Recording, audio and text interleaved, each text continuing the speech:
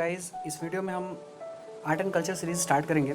Art and culture ancient history portion और medieval history दोनों से लिंक्ड होता है। और दूसरी बात ये है कि ये सेपरेटली यूपीएससी के सिलेबस में मेंशन है, काफ़ी इंपॉर्टेंट सेक्शन है।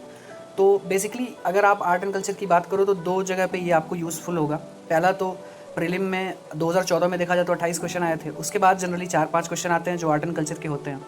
और अगर आप मेंस के पेपर में देखोगे तो जीएस 1 में आपको मिनिमम 2 क्वेश्चन तो कम से कम मिल ही जाते हैं, एक शॉर्ट आंसर एक लॉन्ग आंसर, जो आर्ट एंड कल्चर से सीधे होते हैं। ठीक है, जो हमारी हिस्ट्री की सीरीज़ है वो पैरेलल चलेगी, उसमें हम आर्ट एंड कल्चर की बात नहीं करेंगे, हम उसमें एंशिएंट हिस्ट्री पढ़ेंगे, कोर एंशिएंट और मेडिवल देन मॉडर्न, वो अपना पैरेलल चलेगा। और आर्ट एंड कल्चर की वीडियोज़ हम अलग से देखेंगे। ठीक है, तो इस सीरीज़ में हम आर्ट एंड कल्चर की बात करने वाले हैं। देखिए, सबसे पहला अगर हम देखते हैं कि हमारे आर्ट एंड कल्चर में सबसे पहला पड़ाव क्या दिखता है पूरे भारत के इतिहास में, तो आप देखो कि सबसे पहले पेंटिंग्स नज़र आई हैं हमें, जो कि स्टोन एज पेंटिंग्स हैं। ठीक है, तो ये स्टोन एज से रिलेटेड पहला चैप्टर है हमारा। इसको देखते हैं कि पहले इन चित्रों को क्यों बनाया गया, इनके बारे में हम क्या जानते हैं, कैसे जानते हैं, ये सारे सवालों के जवाब हम इसमें देखेंगे। तो देखो, सबसे पहली बात कि स्टोन एज के बारे में हम कैसे जानते हैं। देखो, उस समय कोई लिपि तो थी नहीं, तो राइटिंग में कुछ भी हमें नहीं मिला, इवन विकास भी नहीं हुआ था लिपि का, तो हमें कुछ नहीं पता है। ज़्यादातर चीज़ें वो कैसे रहते थे, क्या करते थे, हमें बहुत कुछ डायरेक्टली पता नहीं है। हमें पता कैसे है, दो तरीके हैं पता करने के। पहला जो पुरातात्विक साक्ष्य, जैसे औजार हैं मिट्टी के, उनके अगर बर्तन छूटे हैं, नवपाषाण काल के, या जानवरों की हड्डियाँ हैं, या और जो कोई चीज़ अगर उन्होंने छोड़ रखी है। ठीक है, तो एक तो वो बात हुई। उससे हमें ज़्यादा कुछ पता नहीं। मान लो स्टोन टूल है, आप कितना पता लगा दोगे। एक पत्थर का टुकड़ा है जो तराशा गया है, ठीक है, नुकीला है, तो हम बोलेंगे हाँ ठीक है, इससे किसी छेद करने या किसी को भाले के रूप में इस्तेमाल करने के लिए यूज़ होता होगा, but we don't know much about that. अभी क्या है, अगर ये दूसरी बात देखी जाए तो जो गुफाओं में उनकी चित्रकारी है वो उनके बारे में बहुत कुछ बताती है।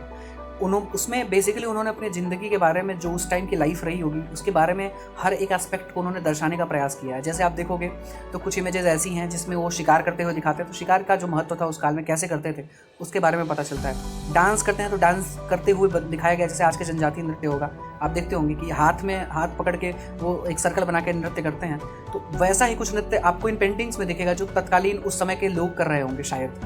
और बाकी और भी कई सारे फिगर्स जो हम आगे देखेंगे। तो बेसिकली उनके जीवन के बारे में जो हमें सबसे अच्छी और सबसे बेहतरीन जानकारी मिलती है वो इन पाषाण चित्रकारी से ही मिलती है। ठीक है, तो इसमें देखो यहाँ पे लिखा भी है, शिकार है, परिवार के आरंभिक स्वरूप के बारे में, महिलाओं के कार्य कौन से थे, उत्सवों के बारे में, उनके नृत्य, बच्चों को खेलते हुए, ये सारे विविध पक्ष हमें देखने को मिलते हैं। ठीक है, तो इनके बारे में जानने का ये एग्जाम्पल आप देख लो, यहाँ पे कुछ इमेजेस हैं एग्जाम्पल के रूप में। ये बेसिकली भीमबेटका की है, जैसे देखो एलिफेंट को दिखाया गया है, उसी एलिफेंट की सवारी कर रहा है कोई।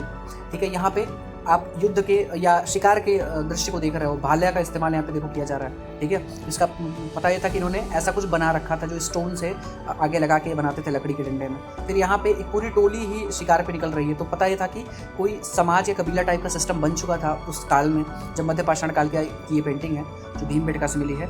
तो उस समय ये लोग साथ में जाके शिकार करते थे। और भी कई इमेजेस हैं यहाँ पे, कुछ लोग दिख रहे हैं जो कोई एक्टिविटी कर रहे हैं। तो बेसिकली क्या है कि इन चित्रों से हमें ऐसे डिफरेंट एंगल्स पता चलते हैं उनके बारे में, क्यों बनाया गया होगा चित्रों में। हमें तो ठीक है चीज़ें पता चलती हैं, उन्होंने क्यों बनाया होगा, ये सबसे बड़ा सवाल आता है जो मन में आता है। तो देखो, इसके कई सारे फैक्टर्स हो सकते हैं, बट हम बता नहीं सकते। हमें राइटिंग में एविडेंस मिलता अगर कुछ, तो पता चलता है कि वो क्या सोचते थे, हमें सोच उनकी पता नहीं। ठीक है, बट फिर भी इसके विभिन्न कारण हो सकते हैं जो हम आज की डेट पे निष्कर्ष पे निकाल सकते हैं। क्या, जैसे देखो धार्मिक कारण हो सकते हैं।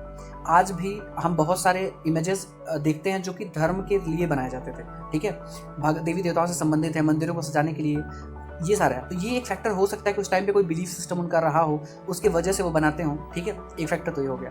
दूसरा, जैसे आज आपका घर होगा, उसको सजाने के लिए आप क्या करते हो, पेंटिंग्स लगाते हो। ठीक है, चाहे खरीद के लाते हो या खुद बना के लगाते हो, बट आप लगाते हो सजावट की चीज़ें। तो मे भी ऐसा वो भी सोचते हो कि उनका घर पेंट कर दो तो अच्छा लगेगा, तो हो सकता है वो अपने पेंटिंग करके अपने घर को सुंदर बनाते हो। जो गुफाएं थी वही तत्कालीन समय में उनका घर था, तो ये एक फैक्टर हो सकता है।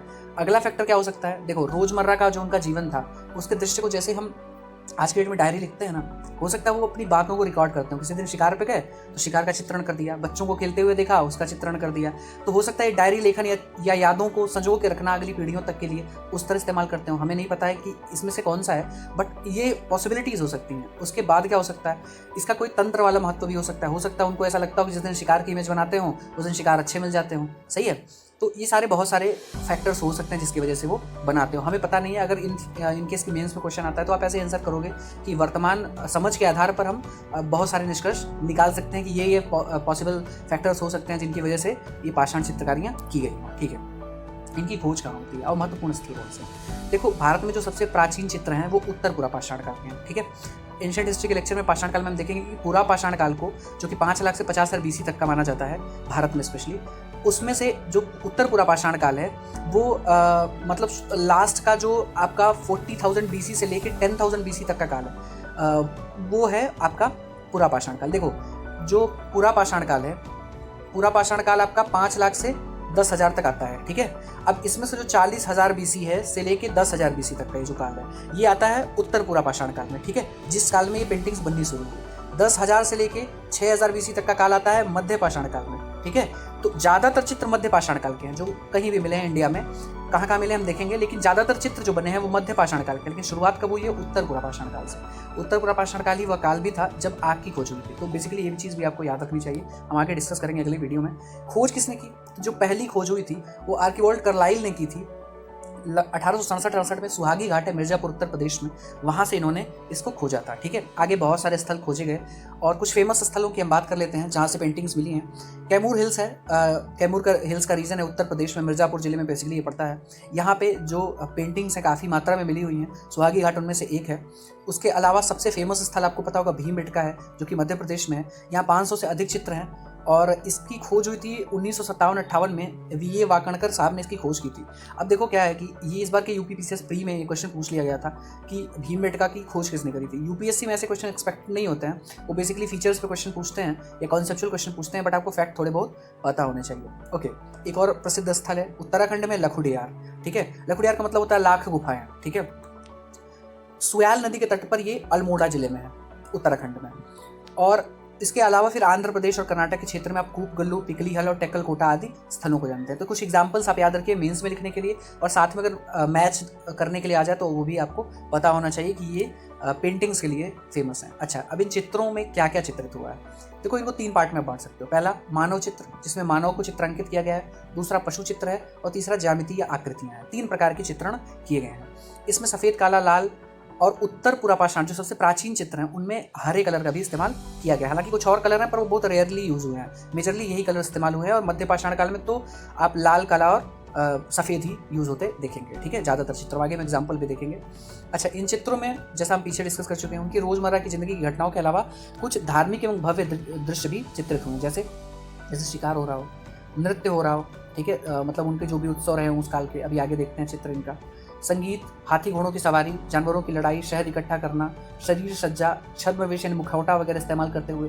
तो उस समय का जो इंसान है ना, वो हर कुछ कर रहा है जो हम आजकल सोच सकते हैं। उनके करने का पैटर्न कुछ अलग है, बट हाँ, वो भी इंजॉय कर रहे हैं लाइफ को पूरी तरीके से। ठीक है, ओके। उत्तर पूरा पाषाण काल के जो चित्र हैं वो मुख्यतः, जैसा लास्ट टाइम हमने बात किया, कि हरे लाल रेखाओं द्वारा चित्रित हैं। इनका सबसे बड़ा एग्जाम्पल, जो सबसे बड़ा फीचर है वो क्या है? देखो, इसमें जो मानव का चित्र है ना, वो छड़ी जैसा, जैसे ऐसे बना के हाथ पैर बना दिया और यहाँ पे सिर बना दिया। तो जो उस समय का चित्रण है उसमें अंगों को बहुत अच्छे से नहीं बनाया गया, छड़ी के रूप में दिखाया गया है। ठीक है, और जानवरों को में कौन से अधिकांश बड़े जानवर हैं, मतलब छोटे जानवरों का चित्रण नहीं किया गया है। ठीक है, और बेसिकली हरा रंग जो इस्तेमाल हुआ है, ग्रीन, वो नर्तकों के लिए इस्तेमाल किया गया है और लाल रंग का इस्तेमाल किया गया है शिकारियों के लिए। ठीक है, ये आप याद रखिएगा। जब आप मध्य पाषाण काल में आते हो आगे, जिसमें ज़्यादातर चित्र बने हैं, तो मध्य पाषाण के चित्र अधिक संख्या में हैं, लेकिन आकार में क्या हैं? छोटे हैं। ठीक है, एक और महत्वपूर्ण बात है कि एक ही स्थान पे उन्होंने बहुत बार चित्रण किया है, चित्रों को मिटा के या उन्हीं के ऊपर दूसरी लेप चढ़ा के।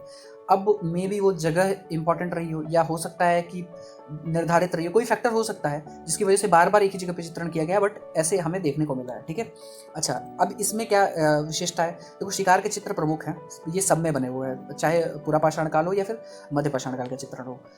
इन चित्रों में देखो, अगर मध्य पाषाण काल की बात करो तो बूढ़े जवान सभी को चित्रित किया गया है, बच्चों को जो दौड़ते भागते, तत्कालीन समाज के बारे में कि सामूहिक क्रियाएं जो हैं, जैसे पेड़ों से फल इकट्ठा करने के लिए महिलाएं जा रही हैं। ठीक है, शहद इकट्ठा करने के लिए लोग जा रहे हैं, तो या महिलाओं का अनाज पीसते हुए। तो ये सारा उस समय देखो, जो सोसाइटी थी नई नई बनी थी, बैंड सोसाइटी बोलते हैं उसको। तो ये सामूहिक एक्टिविटीज़ हमें कैसे पता चलती है कि तत्कालीन मानव समाज में रहता भी था कि नहीं रहता था? टूल्स से आपको बिल्कुल आइडिया नहीं होगा, लेकिन इससे आपको बिल्कुल आइडिया हो जाएगा कि हाँ, ऐसे एक्टिविटीज़ लोग करते रहे होंगे। अगर डांस कर रहे हैं समूह में तो हाँ करते रहे होंगे, उनके उत्सव होते रहे होंगे, ठीक है। ओके, सवाल ये है इतने साल पहले, 50,000 साल पहले अगर कोई चित्र बना, अब तक है कैसे वो? तो देखो इनकी ये जो रंग है ना, वो ऑक्साइड से क्रिया करके स्थायी बन गए हैं, ठीक है।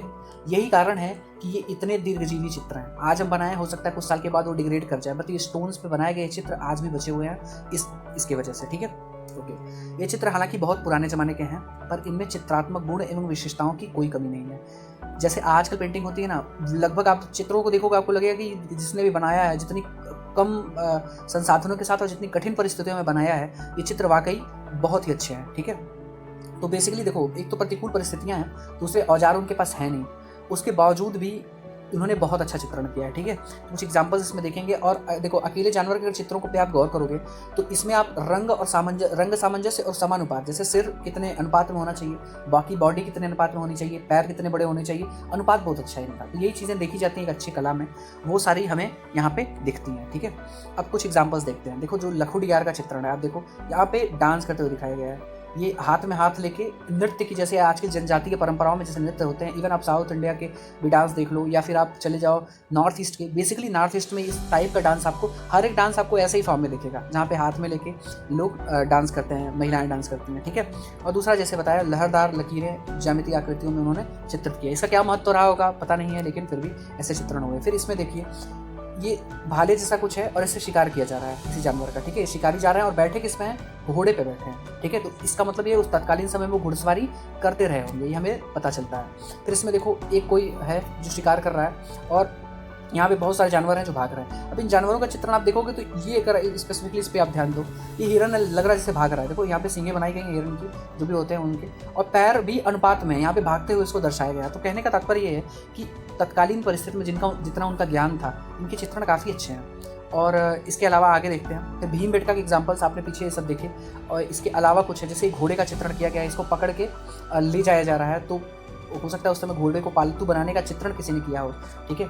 इसके बाद नेक्स्ट अगर हम देखें चित्र इतने ही हैं, इसमें महत्व इनका देखते हैं अभी, रेलेवेंस क्या है, ठीक। देखिए, महत्व में सबसे पहली बात, इन प्राकृतिक स्थलों में निर्मित इन चित्रों से हमें तत्कालीन मानव की जीवन शैली, उनके खान पान, उनकी आदतों, उनकी दैनिक गतिविधियों और यहाँ तक कि उनके मन मस्तिष्क तथा चिंतन को जानने समझने में सहायता मिलती है। क्या सोचते थे, कैसे रहते थे, क्या करते थे, बहुत कुछ हेल्प मिलती है। अदरवाइज आप स्टोन टूल्स के साथ बहुत कुछ उनके बारे में पता लगा नहीं सकते, ठीक है। अभी देखो स्टोन टूल्स कैसे हैं इनके जो मिले हैं, ऐसे मान लो ऐसे टुकड़ा है पत्थर का, इतना बड़ा टुकड़ा है, अब इस टुकड़े से आप कितना अंदाजा लगाओगे कि वो जीवन कैसा रहा होगा, सही है।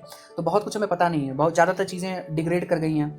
अगर कुछ मिली भी हैं अस्थियाँ वगैरह बेसिकली, तो वो अफ्रीका के अंदर मिली हैं। जैसे लूसी नाम का एक उन्होंने उसको महिला की खोपड़ी बोली है, बट उसको यूज़ कर रहे हैं, लूसी नाम दिया है, 50 लाख वर्ष पूर्व की है, तो उसकी स्टडी चल रही है अभी। भारत में ऐसा कोई स्थल पे ज़्यादा कुछ मिला नहीं है। हमारे यहाँ रेनफॉल ज़्यादा होती थी, तो ज़्यादातर चीज़ों में तो डिग्रेड ही हो गई ये चीज़ें, बट फिर भी जो एरिड रीजन्स थे वहाँ पे चीज़ें मिली हैं कुछ, बट इतना ज़्यादा है नहीं कि हम बहुत कुछ अंदाज़ा उस पर लगा सकें। तो बेसिकली इनका महत्व समझने में इस काल को बहुत ही है। उसके बाद आप देखो तो आदिकालीन जो देखो प्रागैतिहासिक काल में अवशेष हैं, विशेष रूप से अनेक प्रकार के पत्थरों के हथियार, औजार, मिट्टी के खिलौने और हड्डियों के टुकड़े मानव सभ्यता के विकास के महान साक्ष्य हैं। तथा उनमें से सबसे अधिक महत्वपूर्ण क्या है, ये जो शैल चित्र है, ठीक है। ये बेसिकली एनसीईआरटी से कट पेस्ट किया गया है, वह पैराग्राफ है। तो ये महत्व को बताता है। जब कभी आप कंक्लूड करो कोई आंसर तो इसको यूज़ कर सकते हो, काफ़ी अच्छी लाइन्स हैं उनके बारे में। अच्छा, अब 2-3 बातें और इसमें इंपॉर्टेंट है। पहली बात ये है कि हमने देखा कि इन्होंने क्या पेंटिंग की, क्या और कोई कला मिली है। बेसिकली उस टाइम पे कुछ ज़्यादा मिला नहीं हमें। जो बर्तन है वो भी काफ़ी सिंपल है, तो उसको कला की श्रेणी में बहुत ज़्यादा हम रखेंगे नहीं। और भी नवपाषाण काल में हम स्टडी करेंगे कि जब चाक बन गया तो चाक के बाद उन्होंने कैसे बर्तन बनाने शुरू किए, और उनके बारे में हम अगले जो हिस्ट्री का लेक्चर होगा उसमें डिस्कस करेंगे, ठीक है। बट यहाँ पे आर्ट एंड कल्चर के लेक्चर में अगला जो होगा वो होगा आपका हड़प्पन जो कल्चर है, ठीक है, उसके बारे में हम बात करेंगे। बट यहाँ पे आपको क्या पढ़ना चाहिए, सोर्सेस की थोड़ी बात कर लेते हैं। देखिए, अगर आपको मेंस का एग्जाम देना है तो सबसे अच्छा है कि फाइन आर्ट्स की 11th की एनसीईआरटी पढ़ लो, किसकी, एनसीईआरटी की, ठीक। सबसे अच्छी बुक है, काफ़ी अच्छा मैटर उसमें दिया हुआ है, कंसाइज है, आप जल्दी खत्म कर लोगे, ठीक है। और वहाँ से बाहर कुछ आता भी नहीं है, इवन यूपीएससी के मेंस में भी, ठीक है। तो आप वो पढ़ो। अगर आपको प्रीलिम देना है तो एक बुक बहुत ज़्यादा बिकती है नितिन सिंघानिया की, आप एक ही बुक पढ़ो, उसको अच्छे से ख़त्म कर लो, और करंट अफेयर में जो भी मुद्दे नए नए आ रहे हैं उनको आप देखो। तो ये रही पहली हमारी इस सीरीज़ का पहला लेक्चर आर्ट एंड कल्चर पे। आगे इसको कंटिन्यू करेंगे और साथ में हिस्ट्री भी चलता रहेगा, ठीक है। Okay, thank you.